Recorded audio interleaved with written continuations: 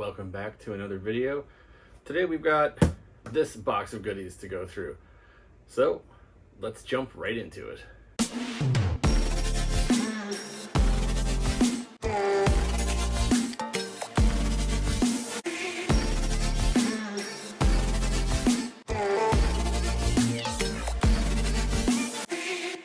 Alright, so I picked this box of stuff up from a local person here in town who was getting older, nearing the end of his life, and kind of just looking to get things that he had valued out of his hands and into the hands of collectors like me.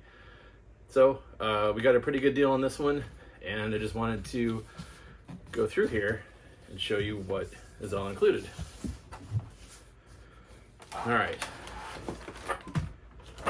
so the first clue might be we have a Commodore XT style keyboard. So this machine was definitely well loved, well used, but still functional, I'm told, so we'll have to try it out.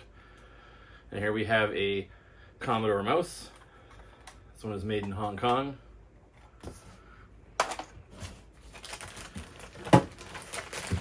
Here we have a ISA card. This is made by Craft Systems, and it looks like it's probably 2 game ports on here. So if you wanted to extend a XT or AT system to have game ports, I think that's what this would be for. But without looking it up, I cannot be sure about that. And then we have stacks and stacks and stacks of floppies. So I'm not going to go through them all, but Microsoft mouse, DOS Power Tools, Dvorak's Guide to Telecom, my label maker, DOS Power Tools. There's just a ton of floppies in here. MicroStar, Powerbase, and I think a lot of this stuff is all productivity software. Z-Modem support, PC Paintbrush Plus, some pirated software, Quicken version 2.0 for Windows, Procom Plus for Windows, and My Database by My Software Co. We got lots of discs, and then of course we have even more discs here. So we have a Truck Data System version 4.0. You know, a lot of hand labeled floppies in here. Again, I'm not going to go through them all, but really cool here we have Microsoft Windows 3.1 on 5 1/4 floppies. That's pretty neat. And then we have some manuals. This is a Commodore WordStar for the Commodore Colt. That might be another clue about what's in here. And we have some Commodore manuals for the Commodore personal computer. Got some more floppies here. GW 3.2 basic interpreter, 1352 mouse PC utility disk. So some stuff there. And then we have the Commodore Colt operations guide. So I'm guessing by now, if you don't know what's in here, then you have probably never heard of the Commodore Colt, which is what we have here. So the Commodore Colt is a machine Commodore made that is a standard x86 PC. So let's get this guy set up and take a look at it. Yep, that's right. Today we'll be taking a look at the Commodore Colt. So the Commodore Colt is actually a rebranded Commodore PC 10-3. So the PC 10-3 was targeted for businesses and was not selling especially well. There was tons of XT clones out there. Commodore was kind of known for Amigas, C64. People weren't really expecting, an x86 box out of Commodore, in my opinion. And I guess, it's hard to know why it didn't sell well. But the executives at Commodore decided to rename this guy to the Colt, rebrand it, and we're hoping that would push the sales a little better. Did it work? Probably not. They didn't really sell a lot of these machines. They also sold a PC-20-3, which the only difference I believe there was that one came with a hard drive. The PC-10-3 or Commodore Colt did not have a hard drive originally, though it did have a hard drive controller built in. We'll talk about that later, but the hard drive controller that's built in is a precursor to IDE. It technically is an IDE standard, but the standard that was used here was in its infancy, and there's only a dozen drives that ever supported this one, and to find those today, exceptionally rare. So typically what you'll see is that if anybody's using a hard drive in these, they've installed an aftermarket IDE controller board or MFM controller board to use hard drive. So this machine is basically an IBM XT clone, but Commodore's added a number of special features to it to make it a little more unique than a standard XT clone, and we'll talk about some of those as we dig into the system. So this machine shipped with an 8088 processor, but one of the more common upgrades was to replace it with an NEC V20, which was done to this machine. The NEC V20 runs faster, but it also introduces some compatibilities for programs that are expecting the 8088. The clock cycles are too fast, and it can cause some issues with CGA graphics and just some games in general, and we can show that as well. And this machine should have the stock 640K of RAM. As we noted, it would have shipped with two 360 kilobyte 5¼ inch floppy drives, but this one has an MFM hard drive installed. We've got the original keyboard and the Amiga mouse, which shipped with it. So it's not a standard serial mouse, but it is the mouse from the Amiga, which the system controls and turns into what appears to be a standard serial mouse to DOS and Windows. The machine can output composite and CGA. So we'll be taking a look, hopefully, at the CGA output. I have a CGA monitor that I've picked up recently that I have not yet had a chance to test, so this would be a good test for that as well. All right, well, let's get back over to the other room and take a look at the Commodore Colt. All right, so a quick tour of the machine. Here's the front. We have a aftermarket hard drive in there, and I believe the original 5¼ floppy. It's also branded with the Commodore badge, as well as saying Commodore Colt down here on the front. And then there's two LEDs here, so I'm guessing power and hard drive activity or disk activity. All right, let's turn it around and take a look at the back. All right, so on the back of the Colt, we have the mouse port, composite video, the RGB port, which is CGA, a config set of jumpers with a label of what they do. So these jumpers control the output video. And then next to that we have the serial port and the parallel port. So this machine has standard ISA expansion bus, and we can see two of the slot covers are removed. And I think this is a card, and that one's just a slot cover. And there's definitely a card here. And then of course we have the Commodore label, mains power, and a physical switch here in the back to turn it on and off. All right, so the next thing I want to do, the gentleman I got this from said it was running, but I do want to take it apart and make sure everything looks good before I give it any power. All right, so we got a couple of screws to take out here.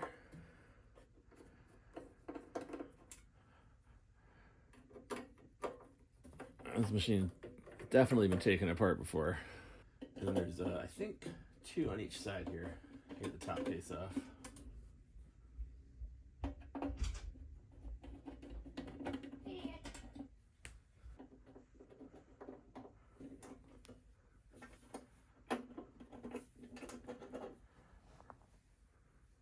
All right, and with those 6 screws out, the top should just come off, I believe.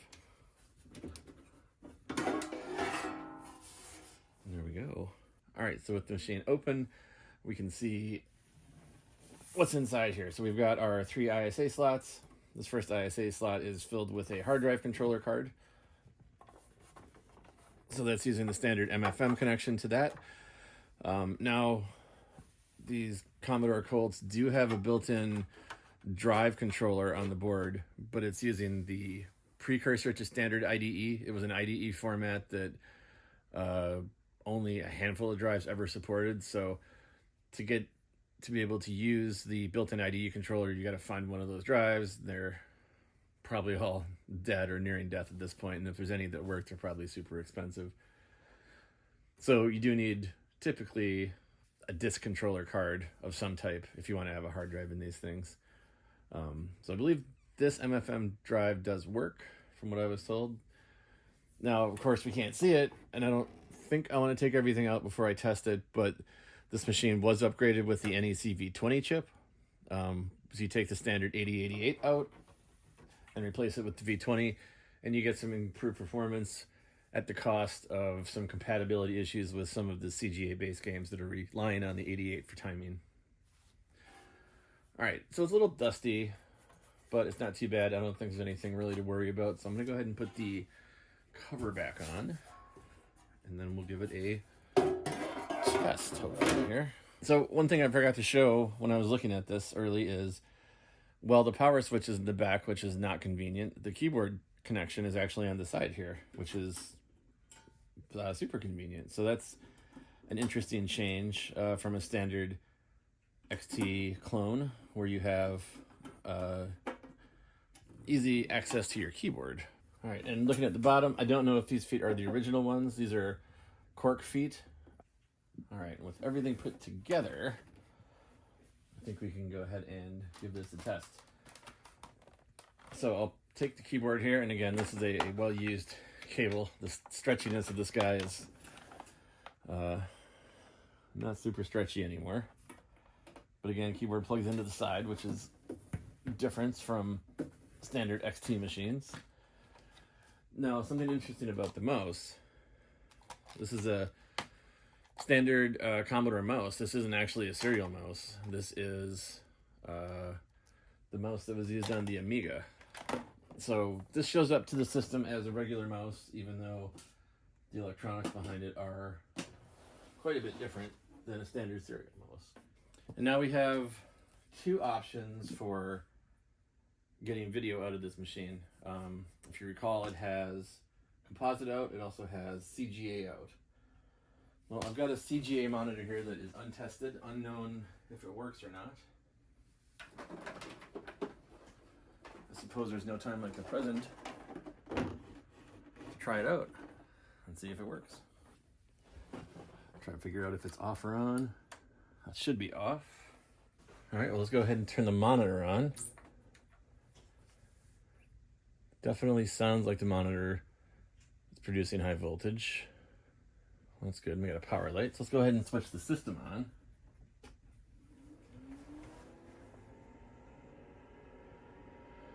All right, look at that. Monitor works great. All right, so this machine does have the 8087 math coprocessor installed.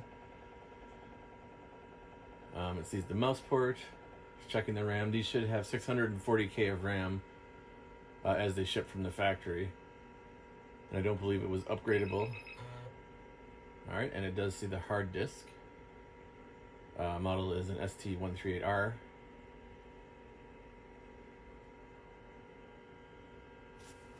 And it looks like it is booted up. All right, so we're running MS-DOS version 3.2.1. All right, and the guy I bought this from did do a, not a factory reset, but cleaned everything up and just has basic DOS installed here. So let me dig through the disks that he's included, see if there's anything worth checking out here. We can run a quick little demo of the system in CGA mode. Here's a disc called Pinball Times 3 pinball games. Unfortunately, this disc is a little bent. It may not work. We'll try it. Let's see what we got here. It doesn't seem to work. So let's copy all of this to the hard drive. Victor C. Oops. Pinball. And we'll copy star dot star C. Pinball.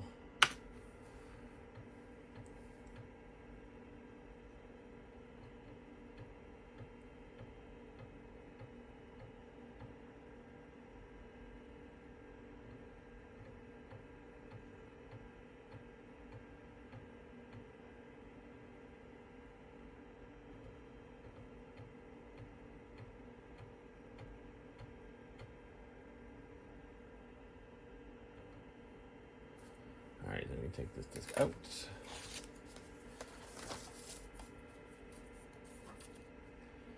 Let's go to CD to pinball. Let's see if any of these games work. Let's just run pinball.exe.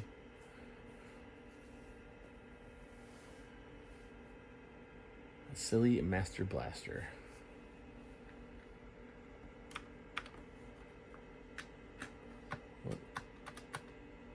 What would the controls be, do you think?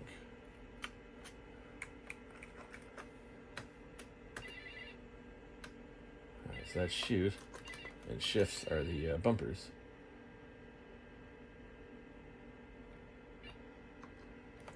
Now, I have 100% played this game before. Something I had on my compact portable when I was a kid.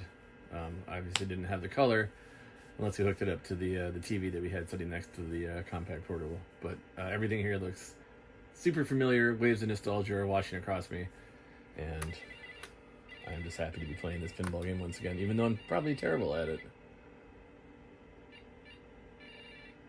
I think I spent hours playing this game, and probably where I got my love of pinball from. So one other neat function of the Commodore Colt is you can actually change the speed on the fly using shortcuts on the keyboard. So Control-Alt-S is slowest, Control-Alt-T is middle, and Control-Alt-D is fastest. So if you need to slow down a program because it's running too fast with that V20 chip, you can slow it down. If you need to speed something up, you can speed it up as you go. There was also a utility included with the original install on this, which would have been, well, not install, on the original discs that came with it, that would have been called speed.exe, that allowed you to change it from within the operating environment as well. But the shortcuts are really cool. All right, and we can demonstrate the difference in speed on this system using this Master Blaster pinball as an example. So if I set the speed to slowest, Control-S, and shoot the ball, see it's fairly slow. Let me go to Control-Alt-T, which is middle, and see it's a bit faster than if I go to Control-Alt-D and shoot the ball. It's super fast. So this is one of those things where you can clearly see the difference in the amount of work it's doing, the speed it's running at, and this is a game that uses, doesn't have any timings, just uses the built-in processor frequency for doing all of its calculations. I think that's it for this video. I mean, this machine works. It was sold as working, and I'm happy to have it in my collection. It's one of those weird pieces of history where it was Commodore's entry into the x86 world. They didn't sell a lot of them. There are not too many out there, but it's a cool machine. It's got some things a little different than most of the XT clones because Commodore put their own touch on it, but for what it's worth, I think it's a pretty neat little 8088 system upgraded to the NEC V20, and I will certainly be playing a ton of these games on it. There's just, like I mentioned, tons and tons of discs that the guy gave me with this, so I'm looking forward to going through all those and seeing what we got. So anyway, thanks for watching the video. Hope you enjoyed, and we will catch you in the next one. Hi guys! Make sure to like and subscribe and watch more of our videos